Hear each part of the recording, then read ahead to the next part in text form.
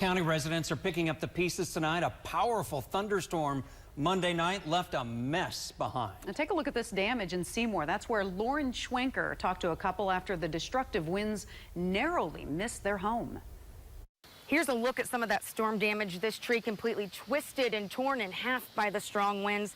Now this is a home right by the square in Seymour. The couple that lives here says they're grateful the tree fell to the left and not right into their home. It was pretty crazy. It was pretty crazy.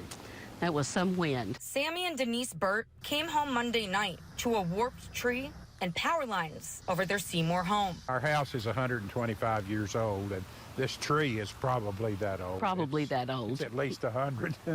Yep.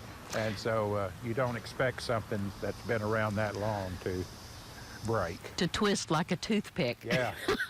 The strong winds affecting people all around the Webster County town. If it had gone that way, it would have hit the power lines and knocked them completely down. Right. If it had gone that way, it would have crashed through a house. The couple was traveling home from Marshfield when the winds picked up. The wind was so strong that it was blowing our car, and he said, "This is really tough." And as we were coming down A highway, there was a lady over on the ditch, and we figured that's what happened to her. Insurance agents in Webster County say their calls for damage are nonstop. Mostly what we had was wind damage, trees on cars, homes, outbuildings, no physical injuries, thank goodness. Donna Darby with FCNB Insurance says it's the most calls about storm damage she's received in 4 years. She says there are 3 things you need to do to prepare for storms like this. First thing you should do is call your agent and let them know what the damage is.